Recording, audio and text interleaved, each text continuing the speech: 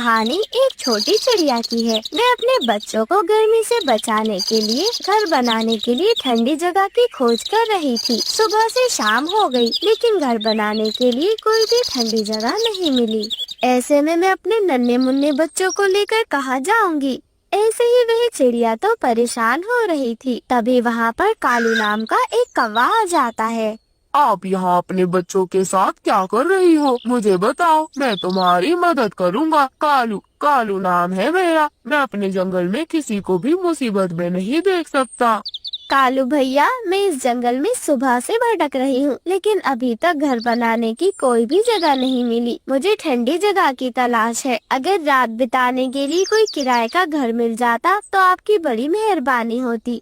अरे ये क्या? हाँ हाँ जरूर, आप अपने बच्चों को लेकर मेरे साथ चलो। आप कितने नेक दिल पक्षी है, वरना मुझे लगा था कि मेरे नन्हे मुन्ने बच्चों को बिना घर के ही सोना पड़ेगा। ऐसे बातें कर चिड़िया अपने बच्चों को लेकर कालू कौवे के साथ उसके घर चली जाती है। कालू जी, तुम ये एक साथ चार चार बच्चे कहाँ से पकड़ लाए और इनके साथ इनकी मम्मा को क्यों लेकर आए हो? गोरी, ये हमारे जंगल में नई आई है और किसी को भी नहीं जानती। रहने के लिए खुद का घर भी नहीं है, इसलिए मैं इसे अपने साथ ले आया हूँ। कालू जी, आपने ये तो बहुत अच्छा किया कि आप इन्हें यहाँ ले आए। मैं अभी जाती हूँ और ये खुशखबरी चील को देकर आती हूँ। आप जब तक इनका खूब ख्याल रखना। गोरी कौवे, तुम खाली हाथ आई हो क्या? तुमने ठीक से सुना नहीं? अगर कोई खाली हाथ मेरे पास आता है तो मैं उसे मार कर खा जाऊंगी। चील जी, मुझे अकेले खाने से क्या ही होगा। मैं आपके लिए चार चार बच्चों का जुगाड़ कर कर आई हूँ। क्या चार चार बच्चे, वो भी मेरे लिए? देखो, ये मजाक का समय नहीं है। मेरा दिमाग पहले से ही खराब है। चील जी, अगर मैं झूठ बोलूं तो मेरी जुबान ही चली जाए। मैं तो सच में आपके लिए बच्चे पकड़ कर लाती हूँ। बस आप मेरा इनाम तैयार रखना चील जी। ठीक है, फिर तुम उन बच्चों को मेरे पास जल्दी से भेज दो और ये लो तुम्हारा इनाम। पहले से भी 2 गुना ज्यादा है ये। और गोरी कौवी उस धन की पोटली को लेकर अपने घर आ जाती है और कालू कौवे को दे देती है। कालू जी, अब जल्दी से बच्चों को लेकर चील के पास चले जाओ। मैं इन बच्चों की पूरी रकम ले आई हूँ। गोरी, चिड़िया को पहले सो जाने दो। हम एक एक कर कर सारे बच्चों को चील के पास छोड़ आएंगे। हाँ हाँ कालू जी, पहले चिड़िया को सो जाने देते हैं, वरना जागते हुए वो अपने बच्चों को ले जाने नहीं देगी। वो दोनों ऐसे ही बातें कर रहे थे और चिड़िया उनकी बातों को कान लगाकर सुन रही होती है। हे भगवान, ये दुष्ट कौवे तो बहुत बदमाश निकले। मेरे बच्चों को चील को खिलाना चाहते हैं। मैं अपने बच्चों को इन्हें कहीं नहीं ले जाने दूंगी। अब तो मुझे पूरी रात ही जागना होगा। ऐसा सोचकर वह चिड़िया तो अपने बच्चों के पास ही बैठ जाती है। कालू और गोरी देर रात होने पर चिड़िया के घोंसले के पास आते हैं। चिड़िया को जागता हुआ देखते हैं तो वे दोनों चौंक जाते हैं। अरे अरे छोटी चिड़िया, आप अभी तक सोई नहीं हो? अगर कोई परेशानी हो तो हमें बताओ, हम आपकी मदद जरूर करेंगे। नहीं नहीं कालू भैया, मुझे कोई भी परेशानी नहीं है। मुझे बस नींद नहीं आ रही थी तो मैं अपने बच्चों के पास ही बैठ गई। अरे अरे चिड़िया जी, ऐसे तो बैठे बैठे आपकी तबीयत ही खराब हो जानी है। आप एक काम करो, आप भी सो जाओ। गोरी बहन, जब मुझे नींद आएगी तब मैं सो जाऊंगी। वैसे आप दोनों अभी तक क्यों जाग रहे हैं? हम दोनों तो सोने ही जा रहे थे, लेकिन फिर हम आपको देखने आ गए कि कहीं कोई परेशानी तो नहीं हो रही। चलो गोरी, अब हम सोते हैं। चिड़िया तो बिल्कुल ठीक है। ऐसा कहकर वो दोनों अपने घोंसले में चले जाते हैं और चिड़िया भी राहत की सांस लेती है। बस कल सुबह तक मुझे अपने बच्चों का ख्याल रखना होगा। सुबह होते ही मैं यहाँ से चली जाऊंगी। कालू जी, मैंने उस चील से आज रात का वादा किया है बच्चों को भेजने का। अगर बच्चे नहीं भेजे तो चील बहुत ज्यादा गुस्सा होगी। कालू जी। गोरी, हम चिड़िया को देखते रहेंगे और जैसे ही चिड़िया सोएगी हम तुरंत उसके बच्चों को उठा लेंगे। और इस तरह वो दोनों बार बार चिड़िया को छिप छिप कर देखने लगते हैं, लेकिन चिड़िया तो सो ही नहीं रही थी। कालू जी, मुझे तो बहुत नींद आ रही है। आप ही चिड़िया के सोने का इंतजार करें, मैं तो थोड़ा सा सो लेती हूँ। गोरी, नींद तो मुझे भी आ रही है। पता नहीं ये चिड़िया कब सोएगी। ऐसे बातें करते हुए वो दोनों सो जाते हैं, लेकिन चिड़िया तो एक पल के लिए भी नहीं सोई। सुबह हो जाती है। गोरी, मुझे लगता है चिड़िया तो रात भर नहीं सोई है। हाँ हाँ कालू जी, मुझे भी ऐसा ही लगता है, परंतु आप चिंता न करें, ये चिड़िया अपने बच्चों के लिए दाना लेने तो जरूर जाएगी और तभी हम इसके बच्चों को चील तक पहुंचा देंगे। और ऐसे ही वे दोनों पति पत्नी चिड़िया के जाने का इंतजार करने लगते हैं। इधर चील को गोरी कवि पर बहुत गुस्सा आ रहा था। ये गोरी कौवी तो रात को ही बच्चे लाने वाली थी, लगता है मुझे फिर से पागल बनाया है। अगर ऐसा हुआ तो मैं इसे छोड़ूंगी नहीं, खून पी जाऊंगी मैं इसका। ऐसा कहकर वो चील गोरी कवि के घर जाने के लिए निकलती है। कालू कौवा चिड़िया के घर से जाने का इंतजार कर रहा था। चिड़िया, आप बेफिक्र होकर भोजन लेने चली जाओ, मैं आपके बच्चों का पूरा ध्यान रखूंगा। मुझे पता है बदमाश कौवे, मेरे जाते ही मेरे बच्चों को चील के पास पहुंचा दोगे, पर मैं तुम्हारी बातों में आने वाली नहीं हूँ। मैं अपने बच्चों को छोड़कर कहीं नहीं जाऊंगी। छोटी चिड़िया, क्या सोच रही हो? आपको हम पर भरोसा नहीं है क्या? हमने तुम्हें रहने के लिए घर दिया है, क्या आपको हम पर इतना सा भी विश्वास नहीं है? नहीं नहीं, ऐसा बिल्कुल भी नहीं है, मुझे आप पर पूरा विश्वास है। परंतु गोरी दीदी, अपने बच्चों को आपके पास छोड़कर कैसे जा सकती हूँ मैं? लेकिन क्यों चिड़िया? क्योंकि गोरी बहन, मैं अपने बच्चों को भोजन खोजना सिखा रही हूँ, इसलिए मैं इन्हें अपने साथ ही लेकर जाऊंगी। लेकिन ये तो अभी बहुत छोटे हैं, आपको अभी इन्हें उड़ना नहीं सिखाना चाहिए। हाँ मुझे पता है, ये अभी बहुत छोटे हैं, परंतु अभी से सिखाऊंगी तभी तो ये जाकर कुछ सीख पाएंगे। ऐसा कहकर चिड़िया अपने बच्चों को लेकर वहाँ से चली जाती है और कुछ देर बाद चील कालू कौवे के घर आ जाती है। कालू और गोरी चील को देखकर बहुत ज्यादा डर जाते हैं। गोरी, कहाँ है तुम्हारे 4 बच्चे? जल्दी से मुझे बच्चे दो, वरना मैं तुम दोनों का खून पी जाऊंगी। बच्चे तो चले गए, वो चिड़िया अपने बच्चों को लेकर उड़ गई।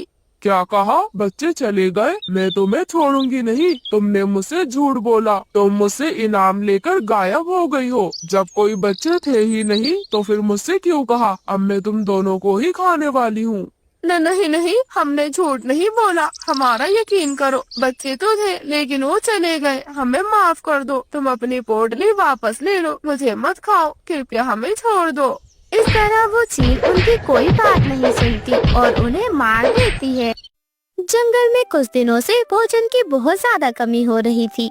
भोजन जैसे ना के बराबर था। जंगल के सभी पक्षी इधर उधर घूमा करते, परंतु उन्हें कहीं भी भोजन नहीं मिला करता। एक दिन रानो चिड़िया अपनी सहेली हरियाली तोती और लूसी कबूतरी के साथ बैठकर बातें कर रही थी। हरियाली बहन, लूसी बहन, क्या होगा अगर ऐसे ही जंगल के हालात रहे तो हम सब तो भूख से मर जाएंगे। हाँ रानो, मैं भी बहुत परेशान हूँ। कल शाम से मैं इतनी भूखी हूँ, परंतु मजाल है जंगल से मुझे एक दाना भी मिल जाए। मेरे तो कुछ समझ नहीं आ रहा कि मैं करूँ तो आखिर करूँ क्या। हाँ, और मेरा तो बेटा भी भूखा है, ना जाने क्या ही बनेगा हमारा। ऐसा लगता है जैसे अब हम मर ही जाएंगे। अरे हम तो बड़े हैं, एक आध दिन भूखे रह भी सकते हैं, परंतु छोटे छोटे बच्चे, उनका क्या, वो कैसे भूखे रहेंगे। मेरे तो पति भी बहुत ज्यादा परेशान है। रानो, हमें लगता है कि हम सब पक्षियों को मिलकर इस जंगल को छोड़कर कहीं दूर चले जाना चाहिए, जहाँ हमें दाने की कमी ना हो। हाँ, परंतु दूसरे जंगल में ना जाने कैसा माहौल होगा, ना जाने वहाँ के पक्षी हमें कबूल भी करेंगे या नहीं। अगर उन पक्षियों ने हमें जंगल में रहने नहीं दिया तो हम क्या करेंगे? हम यहाँ से भी जाएंगे और वहाँ से भी जाएंगे, परंतु हमें कुछ ना कुछ तो करना ही होगा। अच्छा दोस्तों, मैं चलती हूँ, मेरी बेटी गुड़िया मेरा इंतजार कर रही होगी। और फिर रानो चिड़िया अपने घर की ओर वापस आ जाती है। गुड़िया भूखी थी, वह अपनी माँ का इंतजार कर रही थी। मम्मा, मम्मा, आप भोजन आज भी नहीं लाए? मम्मा, अगर आज मैंने कुछ नहीं खाया तो मैं मर जाऊंगी। मम्मा, मैं भूखी नहीं रह सकती। गुड़िया बेटी, मैं क्या करूँ? मैं जंगल में पूरे जंगल घूम आई, परंतु कहीं भी भोजन का एक दाना तक नहीं मिला। मेरी बच्ची, मुझे माफ कर दो, मैं एक अच्छी माँ नहीं हूँ, मैं आपका ख्याल भी नहीं रख पा रही। नहीं मम्मा, इसमें आपका क्या ही कसूर है? आप खुद को दोष ना दे मम्मा। मैं ऐसे भूखी ही रह लूंगी। मम्मा, क्या हम पत्ते नहीं खा सकते? पत्तों का स्वाद कैसा होता है? जंगल में पेड़ पर तो हर जगह पत्ते हैं। मम्मा, गाय भी तो पत्ते खाती है ना? क्या हम पत्ते खाकर अपनी भूख नहीं मिटा सकते? अपनी बेटी गुड़िया की चोट से ऐसी बातें सुनकर रानो चिड़िया की आंखों में आंसू आ जाते हैं। वे अपनी बेटी को अपने गले से लगा लेती है। रानो चिड़िया पूरी रात रोती है। उसके कुछ भी समझ नहीं आ रहा था कि वह क्या करे।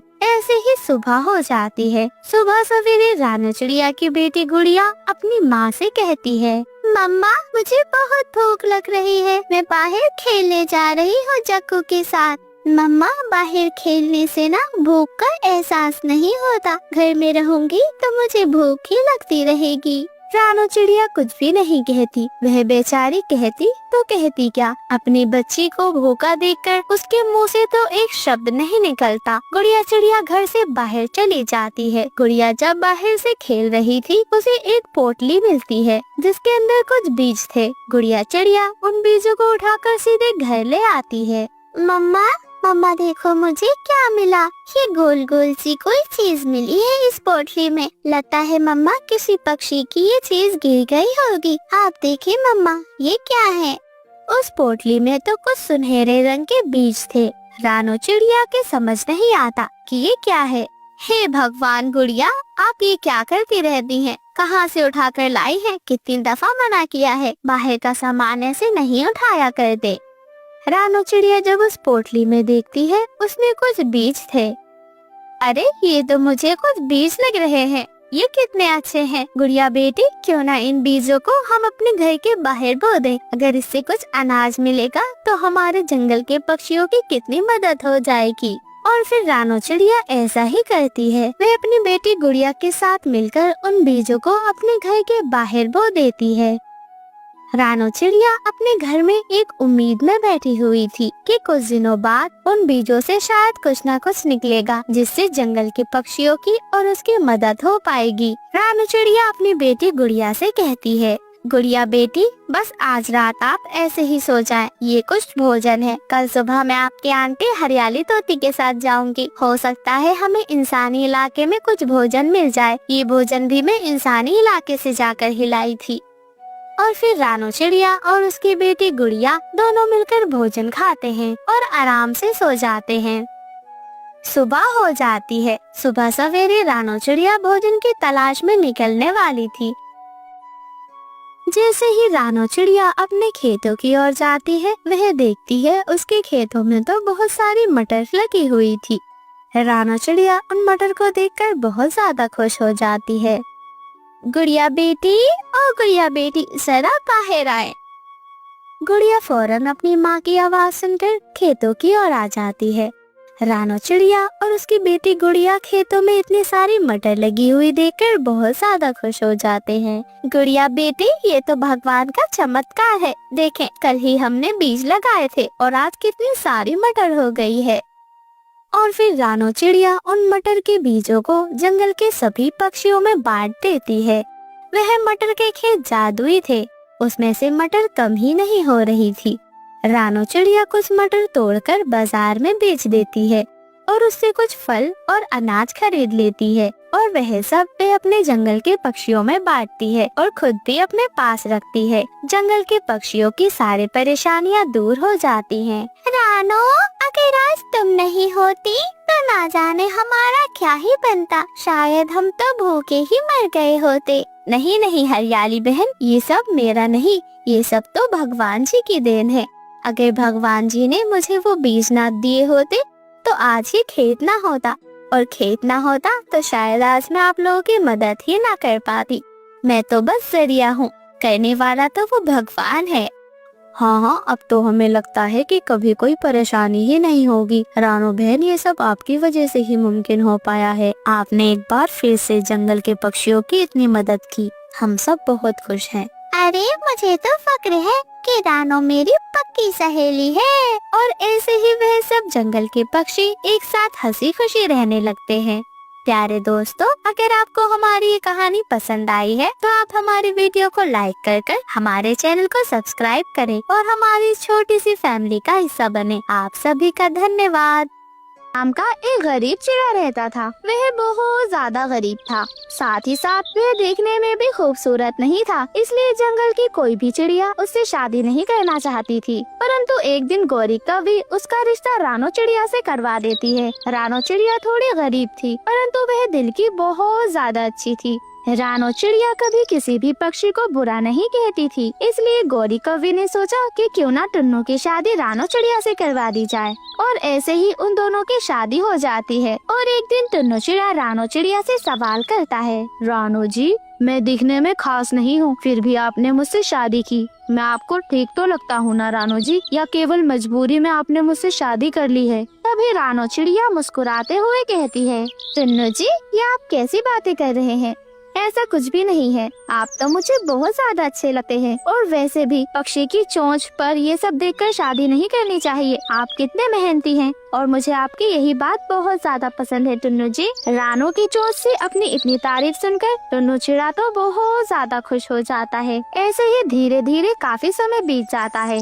टुन्नू चिड़ा और रानो चिड़िया दोनों एक साथ बहुत ज्यादा खुश रहते। टुन्नू चिड़ा रानो चिड़िया के साथ मिलकर दाना लेने जाया करता। वह दोनों साथ में नदी के पास बैठकर मीठे मीठे फल भी खाया करते। वह दोनों एक दूसरे के साथ बहुत ज्यादा खुश थे। एक दिन टुन्नू चिड़ा अपने घोंसले में बैठा हुआ रानो चिड़िया से कहता है, रानो, क्या हो गया? तुम काफी उदास लग रही हो। टुन्नू जी, हुआ तो कुछ भी नहीं है, परंतु हमारी शादी को कितना समय हो गया है, अभी तक मैंने एक भी अंडा नहीं दिया। कितना अच्छा होता अगर हमारे घोंसले में भी एक अंडा होता, उसमें से एक प्यारा सा बच्चा जन्म लेता। हमारे घोंसले में भी बच्चों की चूचू चूचू की आवाज गूंजती। कितना अच्छा लगता ना टुन्नू जी? हाँ रानो, ना जाने भगवान हमारी कब सुनेगा, परंतु आप परेशान ना हो, भगवान एक दिन हमें माँ बाप जरूर बनाएगा। हाँ टुन्नू जी, आप सही कह रहे हैं, आज नहीं तो कल भगवान जी हमारी जरूर सुनेंगे। ऐसे ही टुन्नू चिड़ा हमेशा रानो चिड़िया का साथ दिया करता। धीरे धीरे कुछ समय बीत जाता है।